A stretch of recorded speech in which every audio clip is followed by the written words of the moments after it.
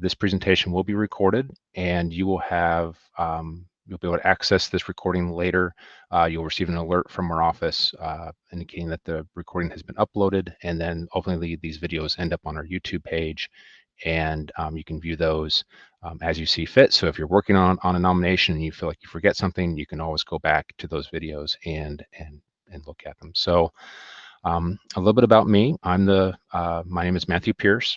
I'm the National Register of Historic Places Coordinator at the Oklahoma State Historic Preservation Office. We are a division within the Oklahoma Historical Society. I have been with the Historic Preservation Office, or SHPO, since September of 2021. So it's now been over 2 years since I've been with the SHPO.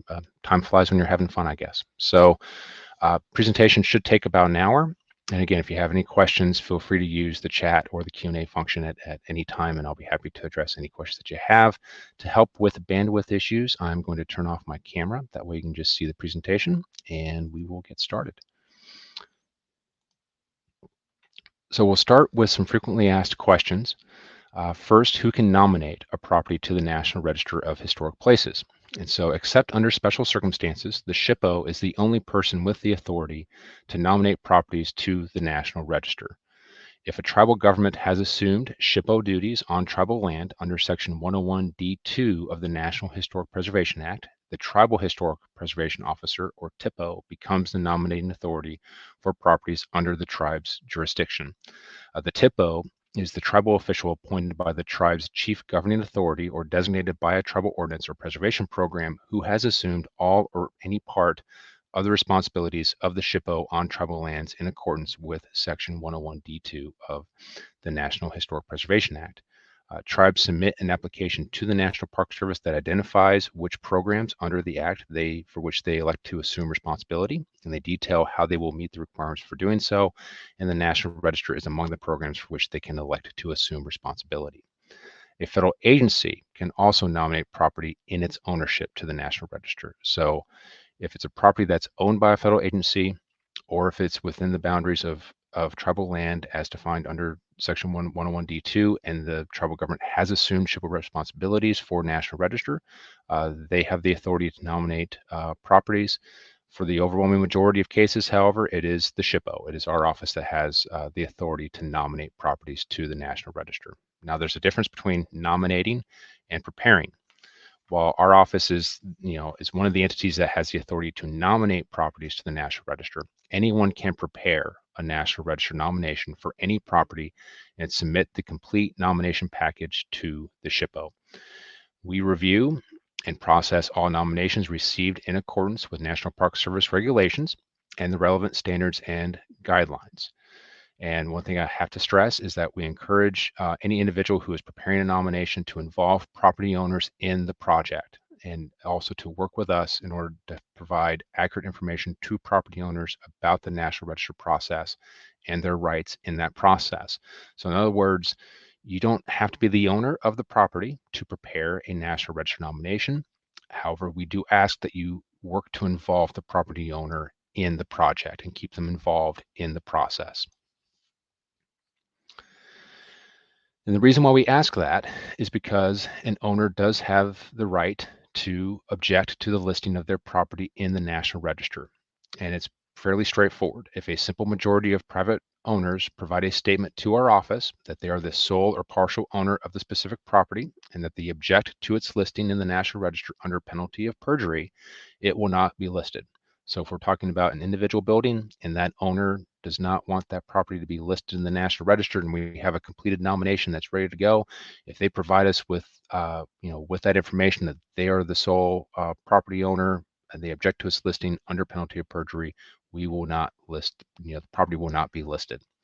Essentially what happens is when a majority of property owners file such an objection by the deadline specified in the notice that we provide the property owners, our office will complete formal review of the nomination under Park Service regulations. However, when we submit the nomination to the National Park Service, the keeper of the register will issue a determination of eligibility rather than formally list the property.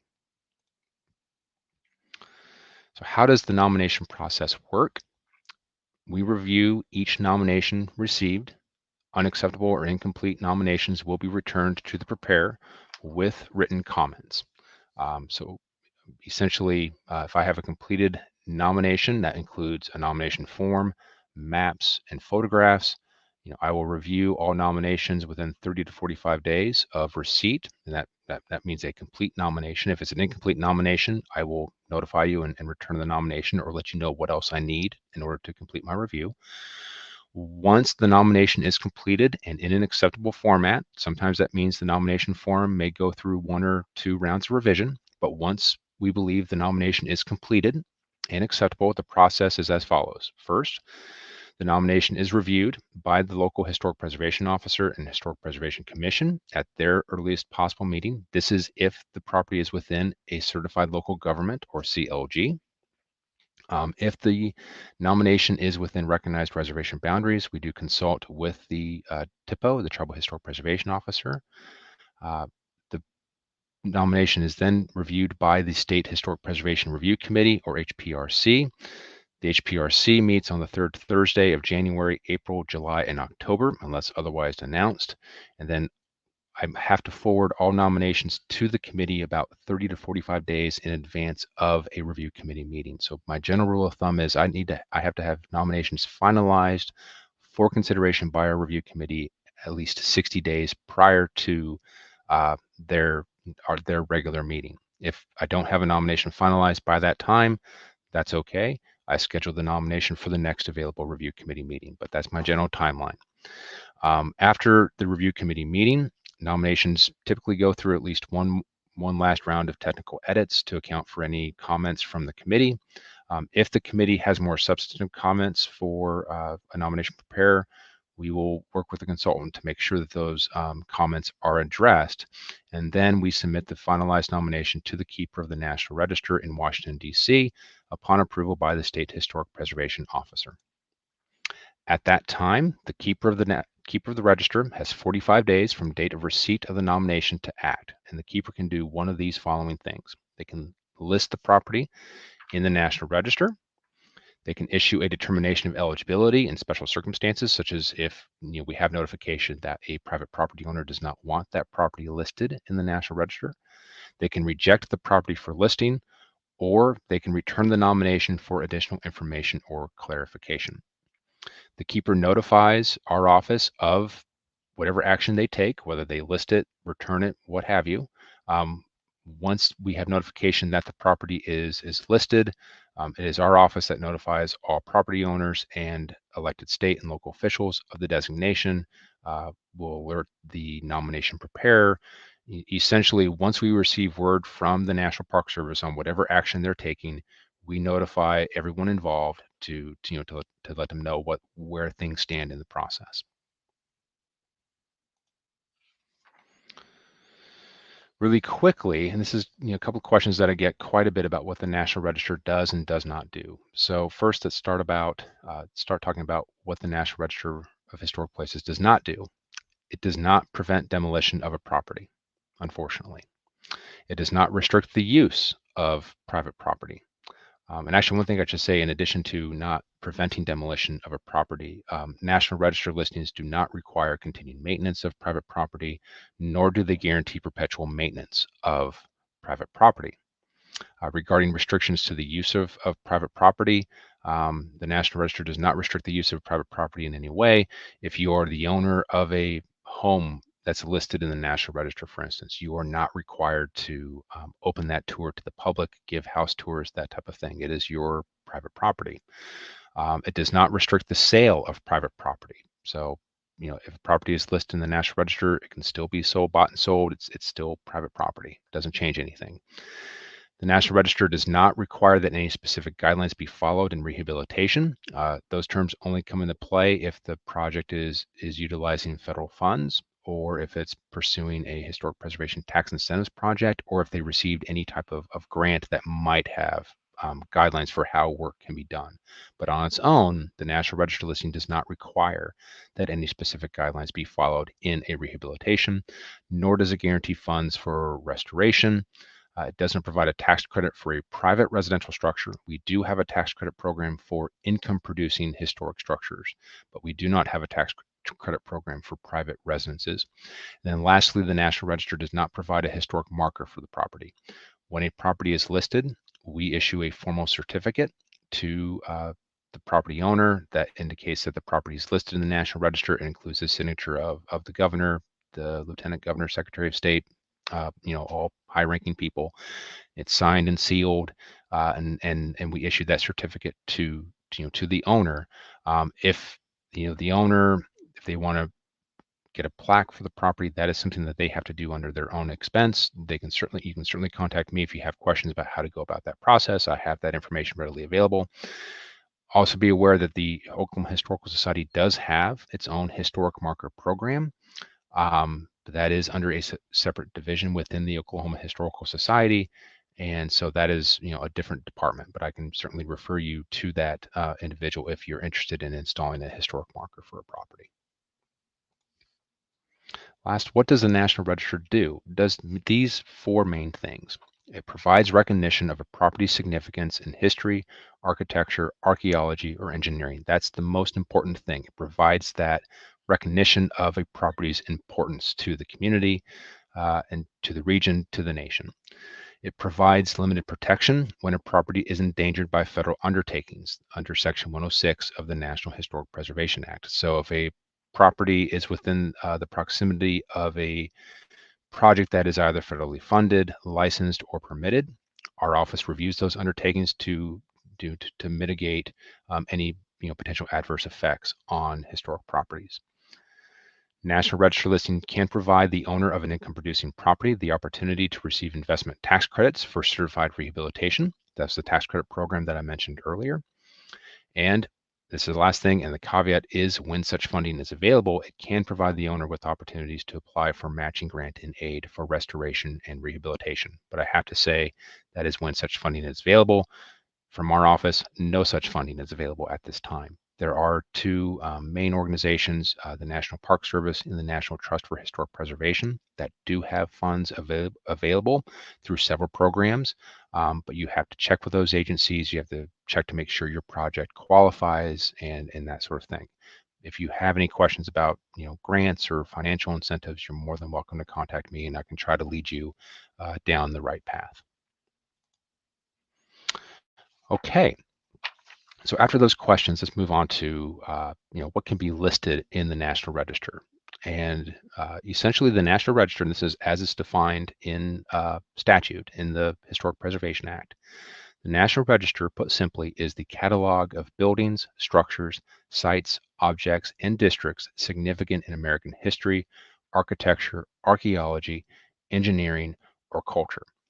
And the National Register program has specific definitions for each of these categories, or what we would call resources. So first, let's look at buildings. Buildings are designed to house people and their activities. So for instance, this is a photograph of First National Bank and Trust Company building, or the First National Center in Oklahoma City. It's listed for both its commercial significance as well as for its architectural significance. Buildings contain any range of activities when you think about it: residential, government, military preparedness, commercial, things like that. That is, how we define buildings. Now, buildings may be of architectural significance, as you saw in the previous slide. They can also be of more vernacular design, but of historic or cultural importance. So for instance, on the right here is Czech Hall of Oklahoma City. It was built in 1924, and it was listed for its significance to social history, specifically for its association with the Czech fraternal organization that provided social and humanitarian support to Czech immigrants in Oklahoma City. And on the left is the Brockway Community Center. Originally, it was a single-family residence built in 1915, but it attained significance in 1968 when it was purchased by the Oklahoma City Federation of Colored Women's Clubs, and it became essentially their headquarters for their activities on behalf of civil rights in Northeast Oklahoma City.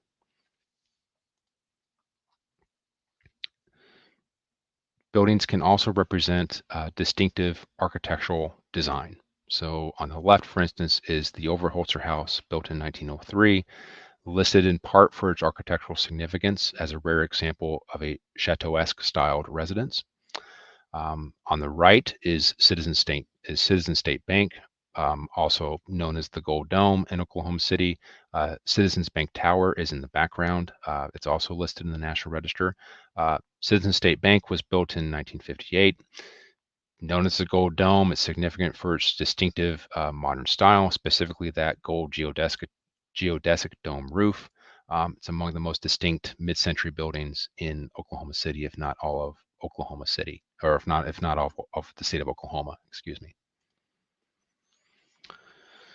Moving on from buildings, we have structures, or structures are essentially designed for purposes other than containing people. Most obvious example is a bridge. This is the Bridgeport Bridge in Caddo County along Route 66. Significant, it does have historic significance. It's significant for its association with Route 66, but it's also significant for its design and construction. Specifically, as you can see in the photograph, the series of 38 identical camelback pony truss spans. Other examples could be something like the Lake Overholzer Bridge, also along Route 66. Which is notable also for its, not only for its association with Route 66, but for its steel truss construction. So in addition to bridges, dams, you typically think any engineering resource, such as a bridge, a dam, roadbed, those we would classify as structures. And structures may be and are oftentimes purely functional. Grain elevator being one of the best examples. This is a photograph of the terminal elevators in Enid in Garfield County.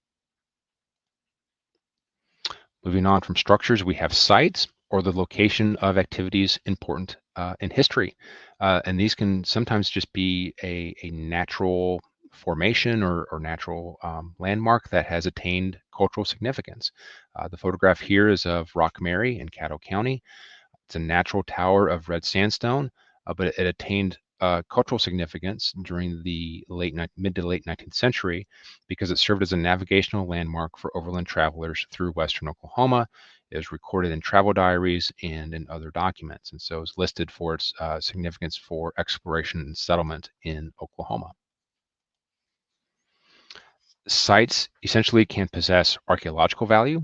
For instance, we have a couple of prehistoric bison kill sites listed in the National Register.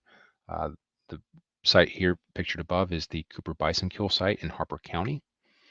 So sites can possess archaeological value or historic or cultural value. A cemetery, for instance, is often classified as a site, and this is a photograph of Fort Gibson National Cemetery in Muskogee County. Fort Gibson was a significant military post in Oklahoma. The National Military Cemetery pictured here was established in 1868, and it's nationally significant for its association with Civil War era cemeteries. Moving on from sites, we have objects. These are primarily small in scale and often artistic, but not necessarily static. And there are some instances where we have objects that are individually listed in the National Register. A couple of instances here, two notable sculpture works in Oklahoma, the Pioneer Woman statue in Ponca City on the left, and the Spirit of the American Doughboy statue in Muskogee on the right. But more often than not, objects are listed in the National Register as part of larger properties, most often districts. So for instance, the Robbers Cave State Park Historic District in Latimer County. The state park includes several objects, these stone signposts and those types of things. They would be classified as objects. Individually, they don't stand out, but collectively as part of the overall district, they contribute to that historic character. And so we would count them as contributing objects to that district. And then last thing, so what are districts? Districts are those contiguous, or in some cases discontiguous, areas made up of multiple buildings, sites, structures, and objects that are related. That's the key thing. They have some relation, whether it's a functionally related, some type of historical association. They have to be related in some way.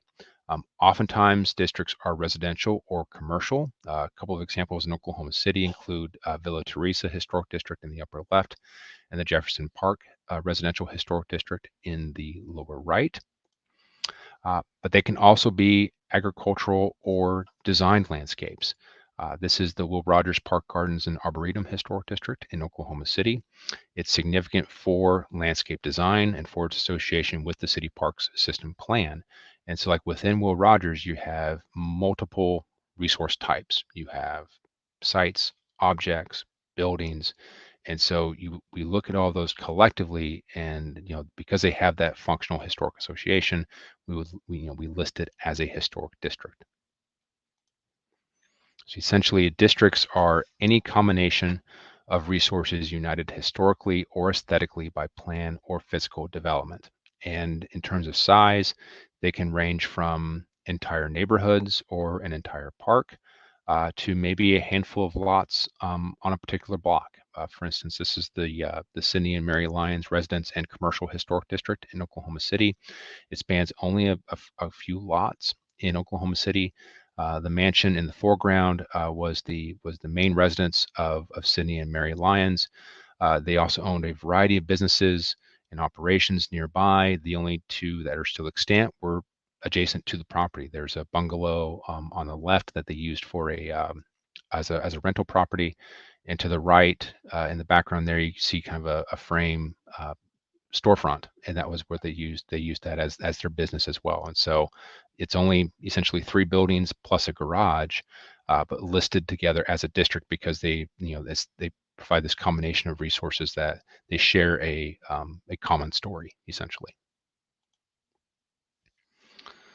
So once we've looked at the different types of resource types, essentially, so building, structure, object, site, or district, there are 2 main things we look at in terms of evaluation. So the main thing we look at is significance. There are 3 levels of significance provided under the National Register program. There's the national level of significance, or those properties that demonstrate significance within a national context. A state level of significance, or those properties that are significant at a statewide level and are therefore evaluated within a statewide context. Or the local level of significance, or those properties that are evaluated within the context of a local community. One thing I always have to stress is the program is the National Register of Historic Places. That does not mean that every property listed in the National Register has national significance. Most properties that are listed in the National Register are significant at the local level. And another thing to think about is that one only needs to meet a property needs only to meet one level of significance. There may be some instances where more than one level of significance can apply, but more often than not, we only need, the property only needs to meet one level of significance. So the property only needs to meet that local level of significance, essentially, and to be considered. Let's look at each of these levels in more detail. And one way you can think about this in terms of like essentially what documentation you need to prove your level of significance or to assess the context. You can think of these in terms of kind of like college levels essentially. So to prove national level significance, you're demonstrating significance within a national context. To prove that, you're going to need essentially dissertation level type of research because you're looking at properties within a national context. When you're looking at statewide level, maybe that's more of your master's level of research and documentation that is necessary. Whereas local level, where you're looking at it only within the context of that local community or that local context, think of that in terms of like an undergraduate thesis paper or something like that. So in terms of national level of significance, you must demonstrate significance within a national context. If you do not have that national context ready or available, do not attempt to make a case for national level of significance.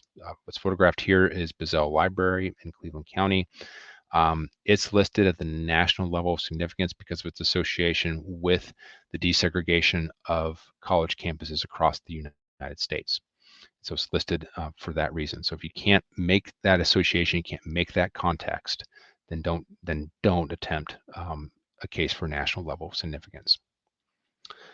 One thing to think about within the national level of significance is our National Historic Landmarks. National Historic Landmarks is essentially the highest distinction available within the National Register program. and all National Historic Landmarks, such as the town of Guthrie, pictured here, are nationally significant. The standard for a National Historic Landmark is a place that, quote, possesses exceptional value or quality in illustrating and interpreting the heritage of the United States. So, for instance, Guthrie received National Historic Landmark status for its role in the settlement of Oklahoma and for its collection of pre-statehood and early statehood commercial, residential, and cultural architecture. There are currently fewer than 2,500 National Historic Landmarks, or NHLs, currently. Of those, 22 are located in Oklahoma, the most recent being the Honey Springs Battlefield in Muskogee County near Rentisville. Honey Springs was the largest Civil War engagement in Indian Territory. Statewide level of significance. Essentially, those properties that are significant at the statewide level, they're evaluated within a statewide context. I have a photograph of the state capitol building in the center here because it is listed at that level. It's the state capitol. It was evaluated within that state context. Other buildings, in the complex that are listed in the National Register for at the statewide level include the Oklahoma Historical Society building, which is to the lower right. It's now the Supreme Court building. Just out of frame and to the left are a couple of other buildings that are listed at the statewide level, and that includes the Oklahoma National Guard Armory and the State Highway Department Testing Laboratory. So for statewide level of significance, these are properties that are generally viewed within a statewide context. So like on the right is Old Central in Stillwater. It was the first permanent building on the campus of Oklahoma State University, formerly Oklahoma A&M. So of course evaluated within the context of the development of higher education in the state of Oklahoma. Meanwhile, on the left, this is the Lawton National Guard Armory. Listed at the statewide level of significance for its association with the Oklahoma National Guard during the Cold War. And so it looked at it within the lens of the development and continued expansion of the role and responsibility of the National Guard during the Cold War. So properties that are associated with a statewide organization or group, so think like a property associated with a university or something like the State National Guard, those types of properties will more than likely need to be evaluated within a statewide context. The same goes for resources that cross the state or perhaps pertain to statewide or territorial significance in an area such as transportation or commerce. So for instance, we have a couple of segments of the Chisholm Trail in Oklahoma that are listed in the National Register, and they're listed at the statewide level of significance because of the trail's significance to the evolution of commerce and settlement in what is now Oklahoma. But most properties that I look at, that I evaluate are examined at the local level of significance. They're looked at within the context of the various cities, towns, and communities that make up the state of Oklahoma. So for instance, this is a photograph of the Main Street Arcade in Oklahoma City. It was built in 1923. Looks like a commercial building. Interestingly, it's listed for its educational significance, specifically for its association with Hills Business College, which operated at this location from 1923 to 1968. So these are properties that are evaluated within the context of the local community. So every town has those commercial buildings, cemeteries such as Fraser Cemetery pictured here. They have those buildings or resources that can tell the story of the community, or they're associated with a particular event in the community. So we look at those types of properties within the context of that community. Fraser Cemetery pictured here. This is in the vicinity of Altus in Jackson County. It's significant for its association with early settlement in Greer County, now Jackson County, Oklahoma. The town site that was once associated with the cemetery was abandoned in 1891 due to flooding. Most of those residents that were at this town site reestablished a town to the east that is now present-day Altus. So Fraser Cemetery is really the only resource associated with the original town site, and so essentially listed in the National Register for that reason. Cemetery, it's a fairly unique resource because most cemeteries in the National Register are not eligible for the National Register, as I'll get into that later. So these are essentially resources that reflect trends or events that impact history at the local level. A good example is Calvary Baptist Church. Again, this is in Oklahoma City, listed in 1978. Significant for its importance as a social and cultural center for the African American community in Oklahoma City. The church was also prominent for its role in the sit-in movements in Oklahoma City in the late 1950s and early 1960s. So once we have a context, whether we're looking at this at a national level, statewide level, or more often than not, the local level, there are four main criteria that we look at for evaluating the significance of a property. These are the criteria for evaluation. So a property can be significant under criterion A for its association with events, criterion B for its association with persons, criterion C for its design characteristics, or criterion D, the ability to yield important information, either prehistoric or historic. Similar to the level of significance where you only need to meet one level of significance, the same applies for the criteria for evaluation. We have a number of properties that are listed under multiple criteria, but you only have to meet one of these criteria in order to be to be considered for National Register eligibility. So, for instance, we have a number of resources that are listed only under criterion A or only under criterion C, for instance. So let's look at each of these in a little more detail, starting with criterion A. So criterion A, these are properties that are associated with events that have made a significant contribution to the broad patterns of our history. So of course, the question is here, how do we define event? This can be a singular event or a continuum of events. And there are a multitude of examples to choose from in order to kind of make the argument for what qualifies as an event. Another way to think about this is, these are events or trends that have made significant contributions. So we can look at commerce, education, agriculture, politics and government, ethnic heritage, social history, and there's a range of other categories that we can look at as well, such as military significance, economics, and so on. So essentially, we just have to do, a couple of things here. We need to find, is it a specific event or is it a continuum of events? And then that helps us establish, what the period of significance might be for this particular property. So for a singular event, this is something that happens at a specific place, at a specific time. Think something like a battle, a military engagement. This is the Washita battlefield in Roger Mills County, for instance. So, an event that happened at a specific time, at a specific place, or more often, it can be a continuum of events. So commerce is an event. So is community planning and development. But some of those events took more time to evolve. And so the Capitol Hill Commercial Historic District in Oklahoma City, which is pictured here, it's listed under criterion A for both commerce and community planning and development. And it's listed under that because this district as a whole essentially conveys the commercial development of Capitol Hill, which is a distinct neighborhood in South Oklahoma City, and these buildings reflect the commercial growth of that community during the early to mid 20th century. So event can be either a singular, something that happened at a specific time, or it can be a continuum of events, a trend over time. Education and ethnic heritage can also be considered events. So this, for instance, this is the Lincoln Colored School in Fairfax in Osage County. The property is listed under criterion A for education and for ethnic heritage for its role as a separate school open only to African American children during the era of Jim Crow segregation.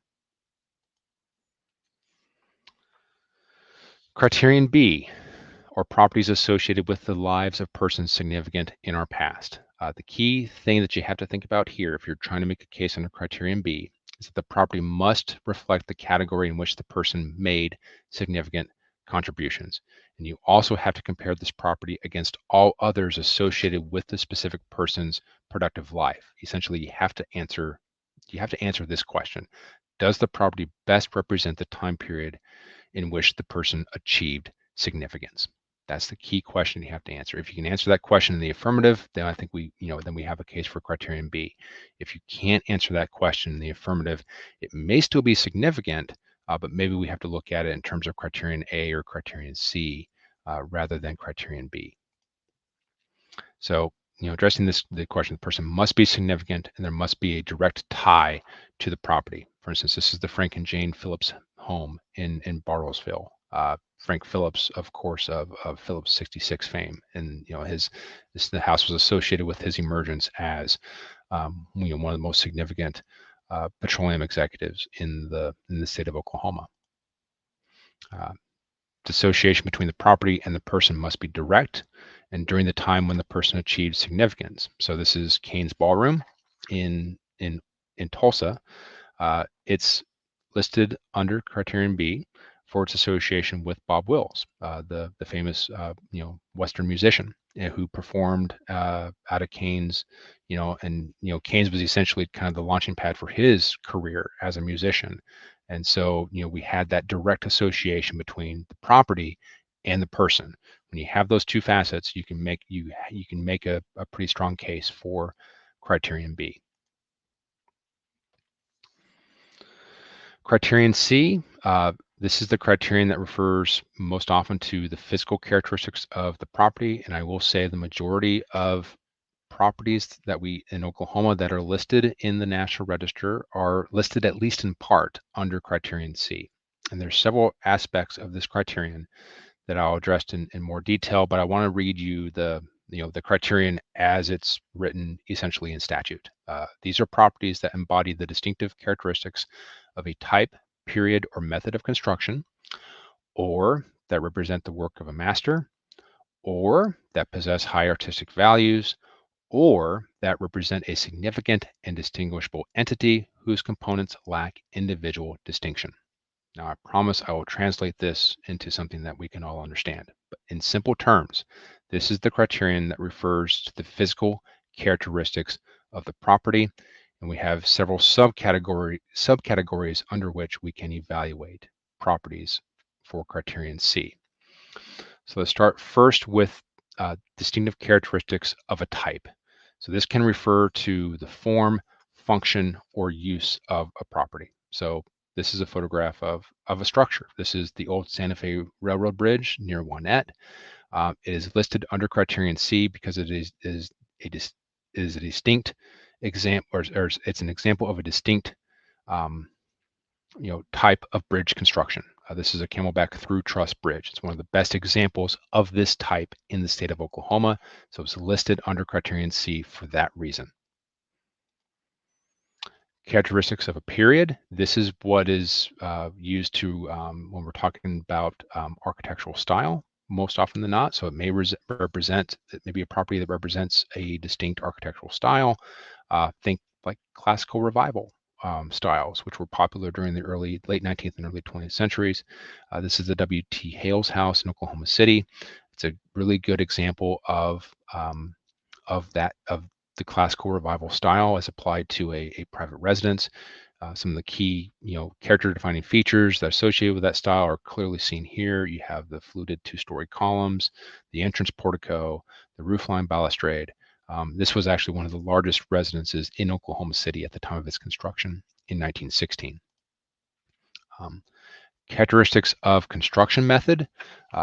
This can recognize both the importance of vernacular traditions. So we have, for instance, Beard Cabin in Shawnee, listed under criterion C for its log construction, kind of the distinct square notches that you can see in the building there. The Schultz Neal Stone Barn in Noble County at the right, also listed under criterion C. It's the largest freestanding stone barn in the state.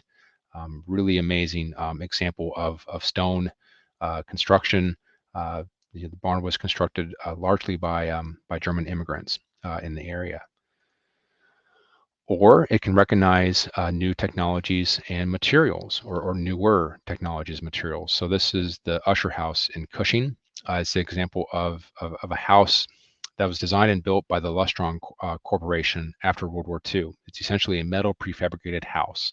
And the Lustron Corporation was one of many companies that after World War II was trying to address the housing crisis following the war, and they tried to employ new methods and technologies to try to meet that housing crisis. And the Lustron Corporation was notable for essentially designing metal prefabricated houses. And so we have a few of these houses that are actually listed in the National Register at the local level of significance under Criterion C. Work of a master. This part of Criterion C applies to the works of designers or craftsmen who are masters in their field. So a couple of good examples of this on the left is Joyce House in Snyder in Kiowa County. It's considered one of the finest works of notable architect Herb Green. To the right is Price Tower in Bartlesville, widely known throughout the state, for its association with Frank Lloyd Wright. So to meet this criterion and to meet this part of Criterion C, the individual has to be nationally known or of regional or local importance. And so, in other words, like the individual has to be recognized among their peers as, essentially a master designer or master craftsman. So that is one thing to keep in mind if you're trying to make that argument under Criterion C. You're likely going to have to make those comparisons in order to show that this individual is, a master designer, a master craftsman, and that the property that's being nominated is, the best example of their craft, their philosophy. High artistic value. So these are we can list properties that possess recognizable artistic value, and these might be of individual significance, or they may be components of a larger entity. So on the left, for instance, is Ed Galloway's Totem Pole Park in Rogers County. Galloway was among Oklahoma's premier folk artists, and so the Totem Pole Park is listed under Criterion C for its high artistic value. On the right are stained glass windows within the Y Chapel of Song, which is on the University of Central Oklahoma campus in Edmond. Students carved the pews, glazed and fired the ceramic tiles on the walls, and they designed and crafted the 15 stained glass windows. And then the architects designed the building based on the windows. So the property is listed under Criterion C in part for the windows having they have the merits of under this distinction for high artistic value.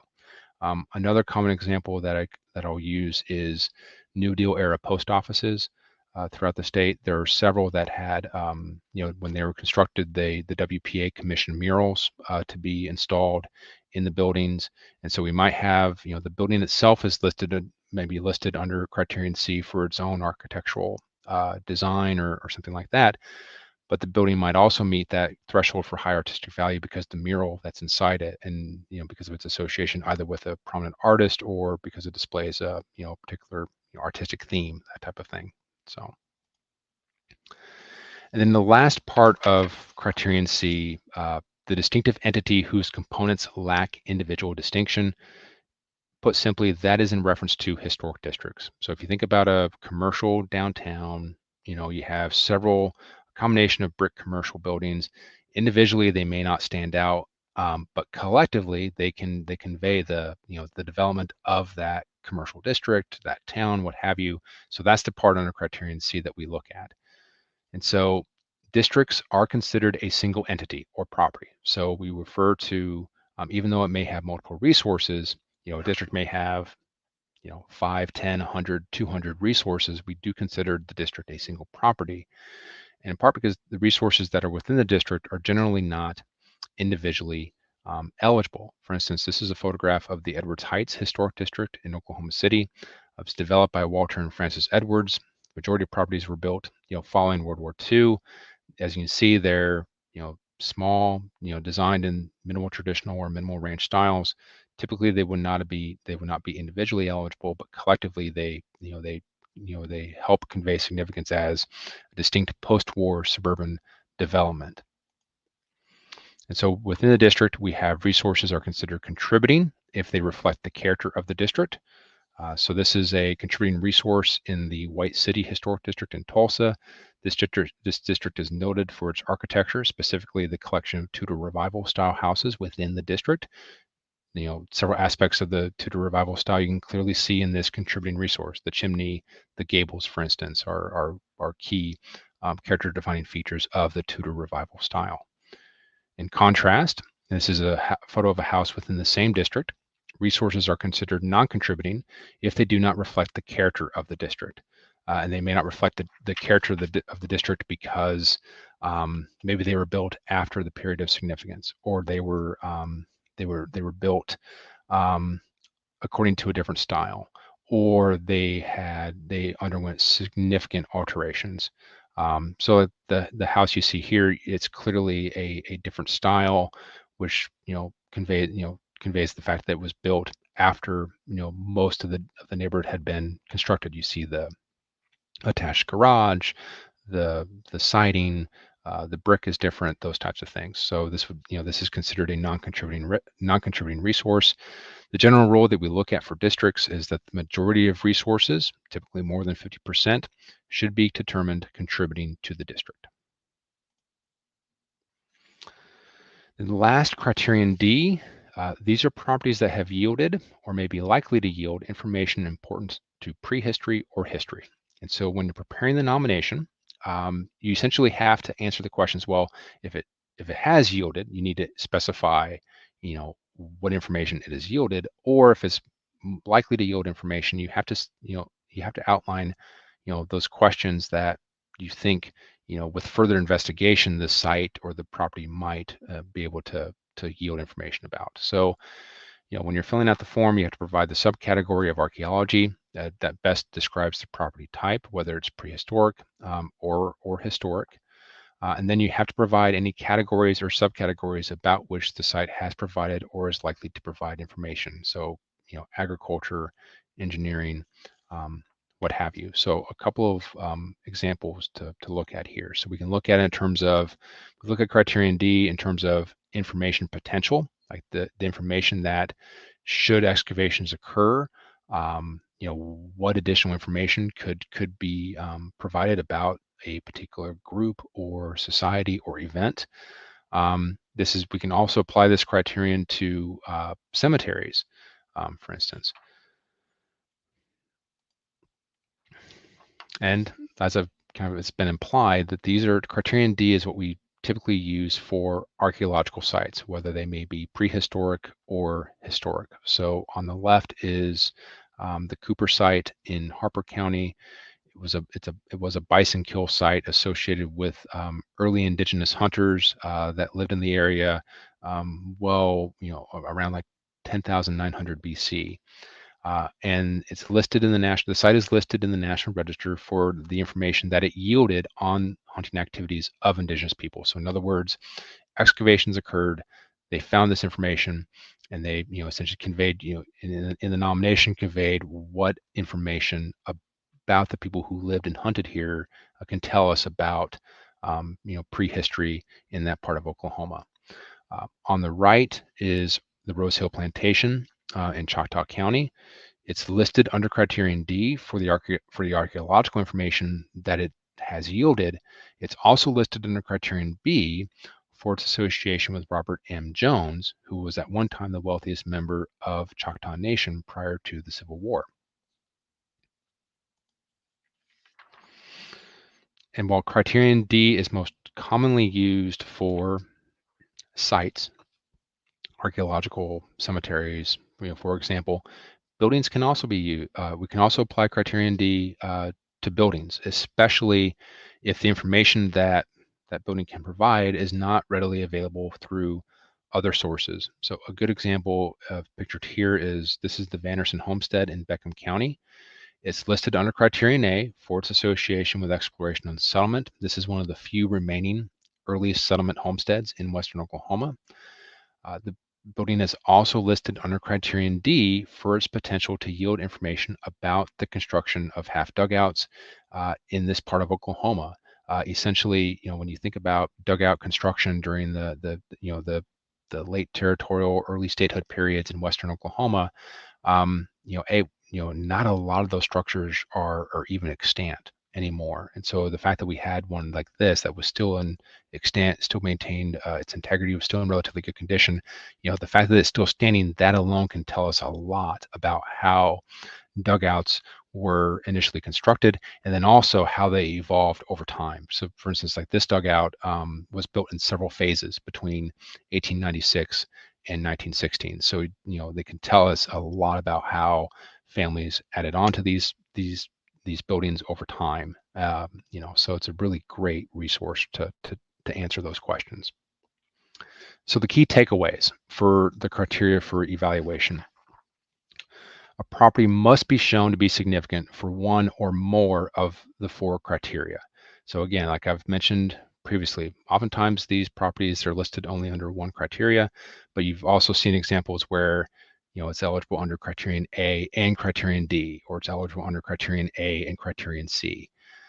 Historic context is the basis for judging a property significance. So essentially, it's the context that tells you, what criteria we should be looking at for significance. When you're preparing a nomination, and I do have a presentation scheduled for tomorrow that goes more into the best practices for nomination preparation, but when you're preparing your context, when you're doing your research, avoid describing the entire history of the property and or the community. Instead, focus on the events, activities, or characteristics that make the property significant. So like an example here, this is the Claude Collier Chevrolet and Buick Company in Atoka. It's one of our most recently listed properties. It's locally significant under criterion C as a post-World War II auto showroom and dealership. So the context is the evolution of the showroom dealership property type. So in the nomination, that was their context. So they were looking at the building in that lens of the evolution of auto showrooms in Atoka and generally throughout the nation. And so they focused, in their nomination, they focused on the specific physical characteristics that made the property significant for its design. So the few things they noted, for instance, is the property's location. It's located on that corner lot, the large showroom windows that you can see, the visible service department you can see in the background, and then it's off to the right, kind of out of the way, but the property also had an exterior car lot. And so they focused on those aspects. They looked at it within the context of what were the best practices within the auto industry at that time, and they essentially made the case for the property under that context. So those are that's an example of how you can apply the criteria when you're making a case for significance. The last part of this presentation, so we looked at significance. Are we looking at local, national significance? What criteria we're looking at for evaluation? There are some properties that are normally excluded from National Register of Historic Places eligibility, but under certain circumstances, which we call criteria considerations, properties in these categories can be listed. And I wanted to spend some time on these criteria considerations because I get a lot of phone calls or inquiries about some of the property types that we're about to talk about. First is criteria consideration A. These are properties that are owned by a religious institution or used for religious purposes. I get a lot of phone calls about, hey, this church building is 100 years old, or this congregation has been in this place for 100 years. And when that happens, criteria consideration A applies. So essentially, to meet this criteria consideration, the religious property has to derive primary significance from architecture, artistic distinction, or historical importance. And so, because essentially what this criteria consideration allows is for churches to be listed under other criteria, so most notably under criterion C. So this is a photograph of First Unitarian Church in Oklahoma City. It's listed under criterion C as an excellent local example of a religious building designed in the colonial revival architectural style. Criteria consideration A applies because the church is still owned and used for religious purposes, but in the nomination, you make the case that the property is deriving its primary significance from architecture, or if it's another building, property from its historical importance. It's not listed because it's a religious property. It's listed because it derives significance from architecture, artistic distinction, or historical importance. Criteria consideration B pertains to properties that have been moved. Moved property, sometimes when a property's been moved, the common understanding is that it's automatically disqualified, from being listed, and sometimes that's the case. But moved properties can be listed if much of their historic integrity is maintained. And again, if the property is also, if it's significant primarily for its architectural value, or for which it is the surviving structure most importantly associated with a historic person or event. So the photograph here is of Verdon Separate School in Grady County. It is the sole remaining sole remaining example of a Grady County separate school. It was originally situated on a farm, but the building was moved to a pastoral location in Chickasha to prevent its destruction. And the key thing in order to help make the case under criteria consideration B is that great care was taken in selecting the site in order to retain as much as possible of the original rural setting of the school. So you can see it's not set within an urban setting. That type of care was taken. So buildings that have been moved, they can be listed, but only if as much of the historic integrity of the property is maintained as possible. Criteria consideration C pertains to birthplaces or graves of a historical figure of outstanding importance. So the main takeaway here is, a birthplace or grave of a historical figure can be listed if there are no other appropriate sites or buildings directly associated with their productive life. So this is the photograph of the Jesse Chisholm grave site in Blaine County. Criteria consideration D pertains to cemeteries. I would say this, in addition to religious buildings, are probably some of the questions I get the most. I mentioned earlier in the presentation that most cemeteries are not eligible for the National Register. For a cemetery to be considered eligible, it has to meet criteria consideration D, which means it has to derive primary significance from graves of persons of transcendent importance, from age, from distinctive design features, or from association with historic events. It has to be one of those categories. So in other words, cemeteries can be listed for the design, age, or importance of the persons interred. What's photoed here is the Silver City Cemetery in Grady County. It was listed for its association with historic events, exploration and settlement. It's the only extant resource associated with a former town site. So listed under criterion A for that reason. Criteria consideration E pertains to reconstructed buildings, objects, or structures. Essentially, most buildings that have been, that have been reconstructed or modified. This criteria consideration applies mainly to buildings that may have been reconstructed, much earlier, like in the 20th, in early 20th century, mid 20th century, as the National Register program was getting going. So essentially, reconstructed buildings can be listed, but they must be accurately executed in a suitable environment and presented as part of a restoration master plan when no other building or structure with the same association has survived. So in other words, reconstructed resources can be listed as part of a sensitive master plan. Then that means two things. One, it must be an essential component in a historic district, and two, it must be part of the overall restoration plan for that district. So the reconstructed property must be located in the same site as the original and situated in its original grouping of buildings, structures, and objects. The main takeaway from this is that this criteria consideration does not apply to individual resources outside of a historic district that have been reconstructed. It only applies to resources that are within a historic district.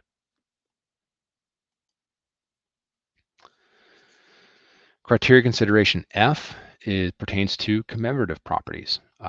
Commemorative in intent of design, age, or tradition, or symbolic value that has invested it with its own historic significance. So this is a good example of this criteria consideration is the Oklahoma City National Memorial. It's associated, of course, with the April 19th, 1995 bombing of the Murrah building in Oklahoma City. Criteria consideration F applied because the memorial is a commemorative property. The argument being that the symbolic value that the memorial attained since the bombing has invested it with its own historic significance. So in other words, commemorative properties can be listed, but they have to meet this argument that they're commemorative. They've attained significance either in their design intent or the symbolic value that's associated with the commemorative property has attained its own historical significance. And then lastly is criteria consideration G. You may be familiar with this already, or you may have heard, typically a building or, resource has to be less than 50 years, has to be more than 50 years of age in order to be considered for National Register eligibility. Criteria consideration G applies to those resources that have achieved significance within the last 50 years. And essentially the key phrase is that in order to meet this criteria consideration, the property has to have achieved quote unquote exceptional significance. How you define that, it's all within the argument that you make. This is a photograph of United Founders Life Tower in Oklahoma City.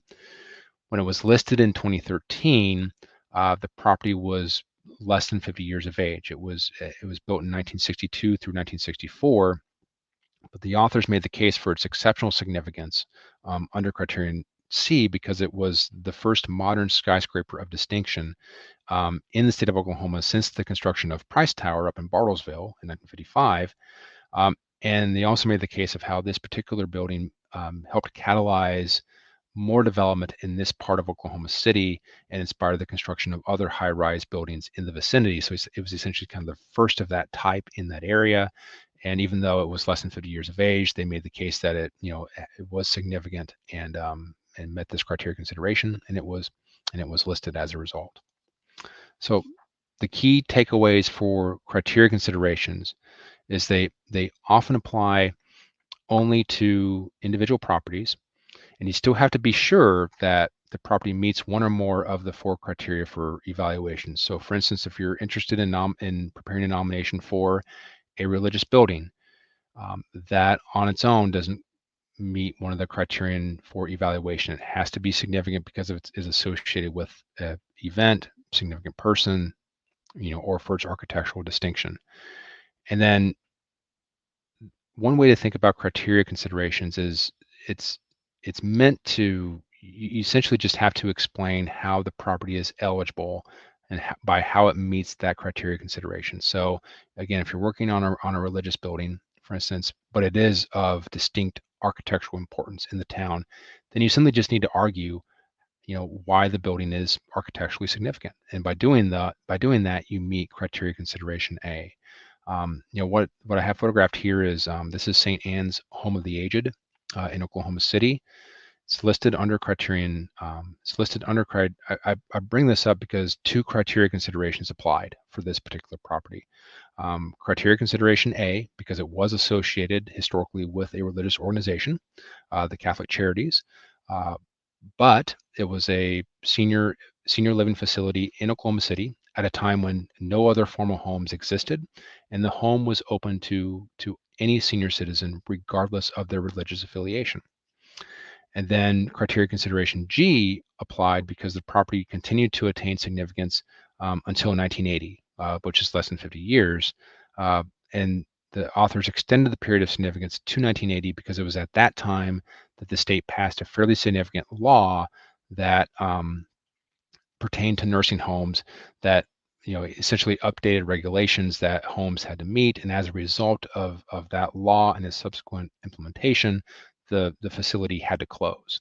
And so, but they extended the period of significance up to that time because that was a relatively fitting end to the property's period of significance. So if you have to meet one of these criteria considerations, essentially what you just have to do is you have to just make some additional arguments on behalf of the property's significance. And of course, that's something that I am happy to help you with. So with that, happy to take time for any questions. That did run just a little over an hour. If you take a little bit of time, if you have any questions, I'm more than happy to consider those. Please feel free to enter those into the chat or the Q&A.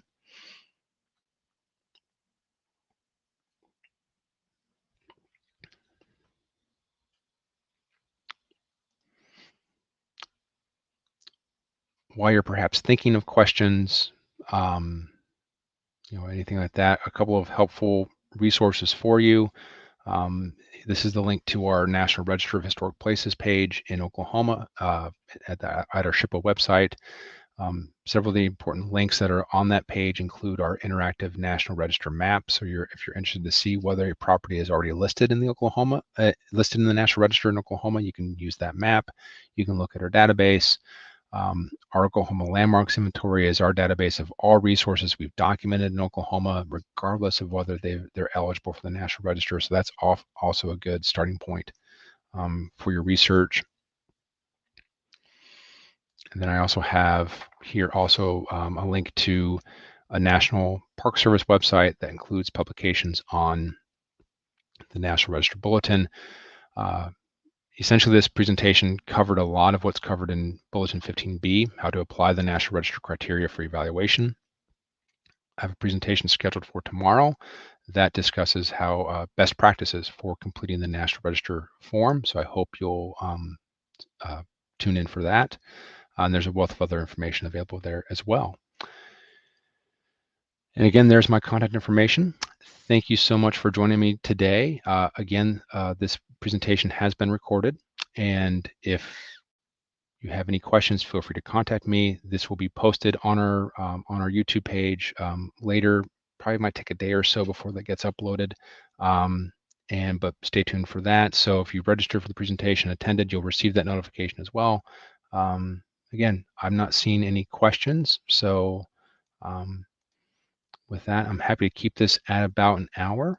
And thanks again for attending. And if you have any questions, please don't hesitate to reach out to me.